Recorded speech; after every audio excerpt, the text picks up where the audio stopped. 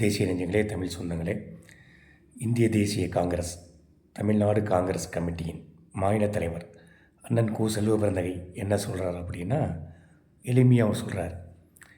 அது தமிழ்நாடு காங்கிரஸ் கமிட்டியில் செயற்குழு கூட்டம், பொதுக்குழு கூட்டம், அதாவது காலையில் 9 மணிக்கு பார்த்திங்கன்னா ஒரு 12:30 மணிக்கு முடியும் அப்படின்னு நம்ம சொல்கிறோம்னா, எல்லோரும் இப்போ திமுக, அதிமுக போன்ற பெரிய இயக்கங்கள்லாம் கரெக்டாக அந்த 8:50க்கெல்லாம் கலந்துக்கிறாங்க. கரெக்டாக 12:30 மணிக்கு தான் எல்லாருமே கூட்டம் முடிந்த உடனே கலைந்து செல்கிறாங்க. ஆனால் நம்ம தமிழ்நாடு காங்கிரஸ் கமிட்டியில் அது மட்டும்தான் ஒரு 9:30 மணிக்கு ஒரு தலைவர் வரும்போது உள்ளே வராங்க, 10 மணிக்கு ஒரு தலைவர் வரும்போது உள்ளே வராங்க, 11 மணிக்கு உள்ளே வரும்போது ஒருத்தங்க வராங்க. அதே மாதிரி அந்த தலைவர்கள் பேசி முடிச்சுட்டு வெளியில் போகும்போது அப்படியே கூட்டங்கள் அந்த கோஷ்டிகளாக திரும்பி அவங்க பின்னாடியே போயிடுறாங்க. இந்த தலைவர்களுக்கான ஒரு இயக்கமாக மட்டுமா இருக்கா அப்படின்னு கேட்குறாரு. நீங்கள் தொலைக்காட்சிகள்லேயும் சரி, பொதுக்கூட்டங்கள்லையும் பாருங்கள், மேடைகள் மட்டுமே நிரம்பி இருக்கும் காங்கிரஸில். அதுவும் பார்த்திங்கன்னா 60+ உட்காந்துருப்பாங்க. அப்போ மேடைக்கு கீழே காட்டுங்க அப்படின்னா 60+ சில பேர் உட்காந்துருப்பாங்க. இன்னும் கொள்கை பிடிப்போட இந்த கட்சியில் வழிநடத்தி தலைவர்கள் கொண்டு போவாங்க. இந்த நாட்டுடைய பேர் இயக்கத்தில் நம்ம 138 ஆண்டுகள் சித்தாந்தமாக இந்த மக்களோட உணர்வோடு கலந்த ஒரு இயக்கம் அப்படிங்கிற ஒரு நம்பிக்கையில், அதே நேரத்தில் 1947 பார்த்திங்கன்னா ஆகஸ்ட் 15 சுதந்திரம் பெற்றுக் கொடுத்த இயக்கம் அப்படிங்கிற ஒரு வழிமுறையிலையும், அதே நேரத்தில் எண்ணற்ற பொதுத்துறை நிறுவனங்களை உருவாக்கி, வேலைவாய்ப்புகளை உருவாக்கி, இடஒதுக்கீட்டின் அடிப்படையில் இந்த நாட்டிற்கு பார்த்திங்கன்னா அனைத்து தரப்பு மக்களையும் வாழ்வித்த ஒரு இயக்கங்கிற முறையிலையும் அவங்க எல்லாருமே பார்த்திங்கன்னா நம்முடைய காங்கிரஸ் பேரியக்கத்தின் பின்னாடி அமர்ந்திருக்கிறாங்க. அதுக்கடுத்தது 40+ன்னு பார்த்தா சில பேர் கொள்கை ரீதியாக, சித்தாந்த ரீதியாக, ஏன்னா வராத மாமணி போல் வந்த ராகுல்ஜிக்காக அமர்ந்திருக்காங்க. ஏன் ராகுல்ஜிக்காக அமர்ந்திருக்காங்க அப்படின்னா, வாழும்போதே கொண்டாடக்கூடிய சில தலைவர்கள் இருப்பாங்க. அந்த வகையில் ராகுல்ஜி இருக்கார். ஏன்னா இடதுவாத சித்தாந்தத்தை கையில் எடுத்துக்கிட்டு இந்த மக்களுக்காக இந்த மண்ணில் நடைபயணத்தை முதற்கொண்டு ஒவ்வொரு பிரச்சனைகளுக்கும் மக்களை சந்தித்து அதற்கு தீர்வு கண்டுபிடிக்க முடியுமா, எப்படிப்பட்ட வாழ்வியல் வாழ்கிறாங்க, இந்த நாடு எந்த ரீதியாக, மதம் ரீதியாகவும் ஜாதி ரீதியாகவும் பிளவுபட்டிருக்குது, இதை எப்படி சரி செய்வது, அவர் எல்லா சமூகத்தையும் எப்படி முன்னேற்றம் கொண்டு போகிறது, வகுப்புவாத அரசியலை கொண்டு போய்கிட்டு இருக்க ஒரு நேரத்தில், ஜாதி வாரியான அரசியலை கொண்டு போகிற நேரத்தில் எல்லா மக்களுக்கும் எல்லாம் கிடைக்கணுங்கிற பிறப்புக்கும் எல்லா உயிருக்கும்னு வள்ளுவன் சொல்வது போல், இந்த எல்லா மக்களுக்கும் அடிப்படை ஆதாரங்கள் கிடைக்கணும், எல்லா உரிமைகளும் கிடைக்கணும் அப்படிங்கிறதுக்காக போராடக்கூடிய ஒரு தலைவன் வர்றது சாதாரண விஷயம் இல்லை. ஏன்னா ஒரு இந்திய அரசியலமைப்பு சட்டம் அப்படின்னு ஒரு சின்ன வட்டத்துக்குள்ளே அம்பேத்கரை நிறுத்திடுறோம். அது நம்ம சமூக நீதி கருத்துக்கள்னு சொல்லி பெரியாரை நிறுத்திடுறோம். அதே நேரத்தில் எல்லா கருத்துக்களையும் உள்வாங்கி ஒரு ஒற்றை தலைவனாக இருக்கிறது சாதாரண விஷயம் இல்லை. இது என்ன சொல்ல வர்றதுன்னா, பிற கொள்கை இல்லாத தலைவர்கள்லாம் என்ன பண்ணுவாங்கன்னா வெறும் ரசிகர்களை மட்டும் தான் உருவாக்குவாங்க. அதே நேரத்தில் கொள்கைகளும் சித்தாந்தங்களும் இந்த நாட்டின் வளர்ச்சிக்கும் வித்திடணும்னா கொஞ்சமாவது இந்த நாட்டை பற்றியும் இந்த அரசியல் வரலாற்றுகளை தெரிஞ்ச ஒரு தலைவனால் மட்டும்தான் உருவாக்க முடியும். அது ராகுல்ஜி இன்றைக்கி முழுமையாக அரசியலை உள்வாங்கி கொண்டு, அரசியல்னால் எப்படி இருக்கும், எப்படி மேடு பள்ளங்கள் இருக்கும், எப்படி புதைகுழிகள் இருக்கும், எல்லாரையும் உணர்ந்து கொண்டு இயங்குகிறார். இது பார்த்திங்கன்னா ஆர்எஸ்எஸும் அதோடைய கிளை அமைப்புகள் 60 அமைப்புகள் இருக்குது. இந்த 60 அமைப்புகள் விஸ்வ இந்து பரிசுத்தார்கள், பஜ்ரந்துகள், இது மாதிரி அமைப்புகளை எதிர்த்து இன்றைக்கி 100 ஆண்டுகள் காணப்போகிற ஒரு இயக்கம். அதாவது காங்கிரஸிற்கும் 138 ஆண்டுகள்ங்கிறீங்க, இது ஒரு 100 ஆண்டுகள்ங்கிறீங்க அப்படிங்கிறீங்களா? ஆமாம். அப்படி ஒரு இயக்கம் யார் வளர்த்தெடுத்தான்னு பார்த்தீங்கன்னா அதே காங்கிரஸ் தான் வளர்த்தெடுத்தது. காங்கிரஸில் இருக்கக்கூடிய பதவிகளை அனுபவித்தவங்க, இங்கே இருக்கக்கூடிய செல்வந்தர்களாக இருந்தவங்க, தனக்கான ஒரு மதத்துக்கான ஒரு கட்சி, ஜாதிக்கான ஒரு கட்சிகள்னு உள்வாங்கிக்கிட்டு அங்கே வளர்த்தெடுத்தவங்களும் நம்ம இதுலேருந்து இருந்தவங்க தான்.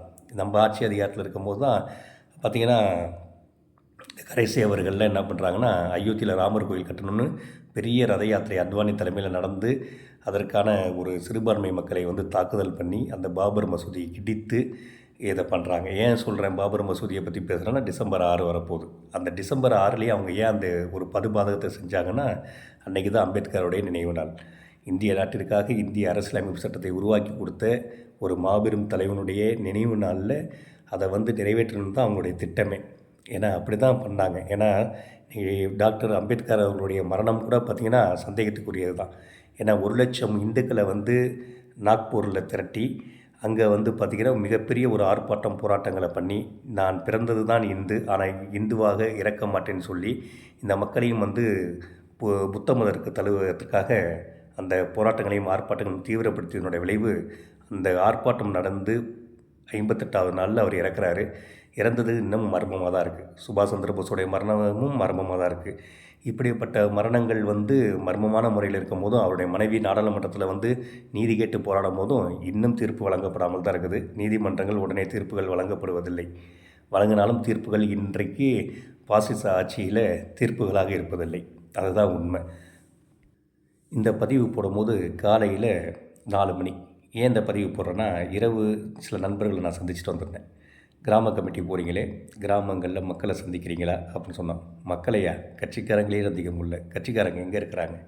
ஒரு ஊருக்கு 2 பேரோ 3 பேரோ இருக்கிறாங்க.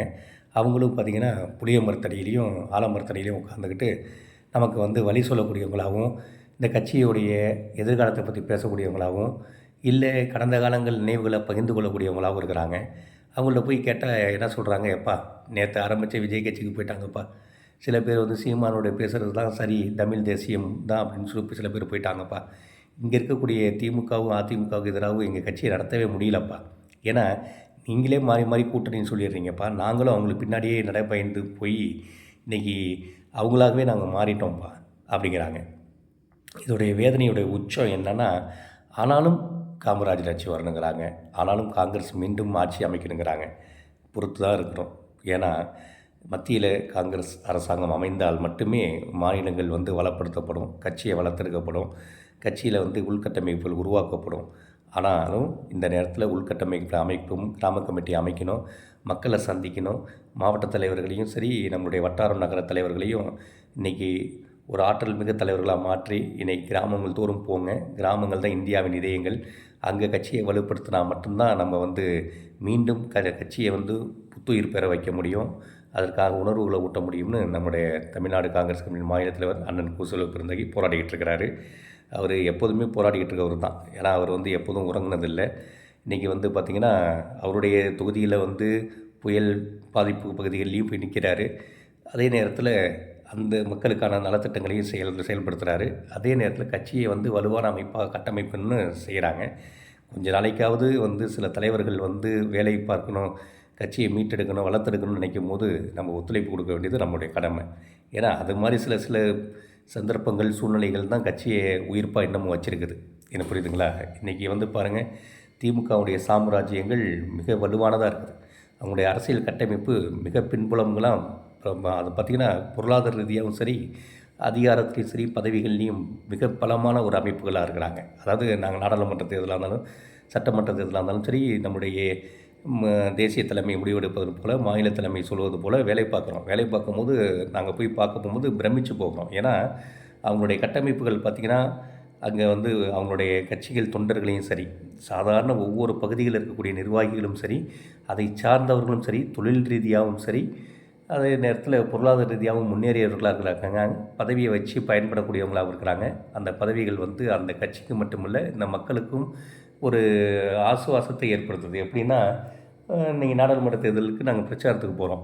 அங்கே போகும்போது பார்த்திங்கன்னா அந்த வேட்பாளருக்காக திருமண மண்டபங்கள், பெட்ரோல் பங்க், அது இல்லாமல் பார்த்திங்கன்னா ஹோட்டல்ஸு, அது இல்லாமல் பார்த்திங்கன்னா ஏகப்பட்ட வணிக நிறுவனங்கள் அனைவருமே பார்த்திங்கன்னா அவ்வளோ பெரிய ஸ்பான்சர்ஸ் பண்ணுறாங்க. அந்தளவுக்கு வளர்ந்துட்டு வந்திருக்கிறாங்க. அந்தளவுக்கு பதவியில் அவங்க இருந்திருக்கிறாங்க. பதவியின் மூலமாக அந்த இயக்கத்திற்காக போராடக்கூடியவங்களாகவும் பாடுபடக்கூடியவர்களாகவும் இருக்கிறாங்க, பயன் அனுபவிக்கக்கூடியவர்களாகவும் இருக்கிறாங்க. ஆனால் காங்கிரஸ் பெரிய இயக்கத்தில் இருக்கிறவங்க பார்த்திங்கன்னா இன்னும் 57 ஆண்டுகள் ஆயிடுச்சு நம்ம ஆட்சியில் இங்கே வந்து. இன்னும் ஆளுங்கட்சியாகவும் சரி, எதிர்கட்சியாகவும் கூட நம்ம சில நேரங்களில் மட்டுமே இருந்திருக்கிறோம். அந்த நேரங்களையும் வந்து பயன்படுத்தாமல் நம்ம இருந்திருக்கிறோம்னு சொல்லலாமா, இல்லை இனிமேல் யோசிப்போம்னு சொல்லலாமா? சரி, இதையோ ஒன்றை வந்து நம்ம சிந்தித்து போயிட்டுருக்கிறோம். மிக விரைவில், அதாவது ராகுல்ஜி மாதிரி ஒரு தலைவர்கள் இருக்கும்போது இந்த கட்சியை கொண்டாடுங்கள். ஏன்னா இந்த கட்சியை கொண்டாடி வரக்கூடிய நண்பர்களை வாங்க அப்படின்னு வரவேற்கிறோம். அதாவது இந்த தலைவர்கிட்ட பொறுத்த வரையும் பார்த்திங்கன்னா எந்த ஒரு அரசியல் சாயமும் இருக்காது. அவர்கிட்ட பார்த்திங்கன்னா நடிப்பு பின்புலம் அவர்கிட்ட கிடையாது. அதை கவர்ச்சியை கொண்டு வர முடியாது. ஏன்னா அதே மாதிரி பேச்சில் வந்து ஒரு திட்டமிட்ட ஒரு தெரிவும் இந்த மக்களுக்கான ஒரு சமூக சிந்தனையும் இந்த மக்களை பொறுத்தவரையும் அரசியலமைப்பு சட்டத்தை பாதுகாத்து கொடுத்தாகணும், வகுப்பு வாரி கணக்கெடுப்பு எடுத்தாகணும், அனைத்து ஜாதி மக்களுக்கும் சமத்துவமான வாய்ப்பு கொடுத்தாகணும். அப்படிங்கிற மாதிரி போராடக்கூடிய ஒரு தலைவன் இருக்கும்போது கொண்டாடுங்க. இருக்கும்போதே அவங்களோட இணைந்து கரமோடு கரம் சேருங்க. இவிஎம் போன்ற ஒரு அரக்கன்களை அழிக்கணும்னா மக்கள் சக்தி ஒன்றுபடுத்தி மக்களை போராட வைத்தால்தான் மக்களுக்கான சுதந்திரம் கிடைக்கும். நீங்கள் சில பேர் பிஜேபியில் 2014ஆம் ஆண்டுக்கு அப்புறம் தான் சுதந்திரம் கிடைச்சதாக சொல்லிக்கிட்டு இருக்கிறாங்க. அதற்கு முன்னாடி இந்த மாதிரி ஒரு பாவப்பட்ட நாட்டில் நான் பிறந்ததும் சரி வாழ்கிறதும் சரி வீண் சொல்லி வெளிநாடுகள்லாம் போய் இந்த நாட்டை பற்றி ஏராளமான குற்றச்சாட்டுகளையும் இந்த நாட்டை பற்றியும் ஒரு மிகப்பெரிய பொய்யான பிம்பத்தை உருவாக்குற நரேந்திர மோடி இன்றைக்கி சொல்கிறாரு, ராகுல்ஜி அவர்கள் வெளிநாடு போகும்போதெல்லாம் இந்த நாட்டை கேவலப்படுத்துகிறாரு, இந்த நாட்டின் இறையாண்மையை மதிக்காமல் நடந்துக்கிறாரு அப்படின்னு சொல்கிறாங்க. இது யாருக்கு யார் சொல்லிக் கொடுக்குறதுன்னு தெரியல. அப்படி தான் போய்கிட்டு இருக்குது. ஏன்னா வரலாறு திருத்தி அமைக்கப்பட்டுக்கிட்டு இருக்குது. ஆனால் வரலாறு நம்ம மாற்றி அமைக்கணும்னா தேர்தல் நேரங்களில் மட்டும் பணியாற்றினா பத்தாது, எல்லா நேரங்களிலும் விழிப்புணர்வோடு நம்ம பணியாற்ற ஆரம்பிக்கணும். ஏன்னா வீழ்த்துறது சாதாரண ஒரு மனிதன் அல்ல, மோடியையும் அமித்ஷாவையும் இல்லை, அது நமக்கு எதிரான ஒரு சித்தாந்தம். அது சித்தாந்தம் மக்களுக்கு விரோதமானது. மக்களுக்கு விரோதமானதுன்னு எப்படி மக்களுக்கு தெரியும்? மக்கள்கிட்ட போய் நம்ம திண்ணை பிரச்சாரம் திருமுனை பிரச்சாரம்னு மக்களோட தொடர்பு கொண்டுக்கிட்டே இருந்தால் தான் தெரியும். இல்லைனா மக்கள் நம்மளை மறந்து தான் போவாருங்க. மறந்து போனால் அவங்களே அவங்கள இழந்து போகிறாங்கன்னு தான் அர்த்தம். விடைபெறுகிறேன். நன்றி, வணக்கம். நம்ம முயற்சி பண்ணுவோம், போராடுவோம், போராடிக்கிட்டே இருப்போம். ஏன்னா நம்ம போராட்டத்திலேயே பிறந்தவங்க, போராட்டத்திலேயே வளர்ந்தவங்க, போராட்டத்துக்காகவே வாழ்கிறவங்க. ஏன்னா இந்த போராட்டம் மக்களுக்கானது. மக்களை வெற்றி போல வைப்பதே ஒரு இயக்கத்தின் தலையாய கடமை. அந்த இயக்கத்தின் தலைவன் தளபதி நம்முடைய ராகுல்ஜியின் பின்னால் அணிவகுப்பதே காங்கிரஸில் இருப்பதே பெருமை. வேறு என்ன சொல்கிறது? நன்றி, வணக்கம். விடைபெறுகிறேன்.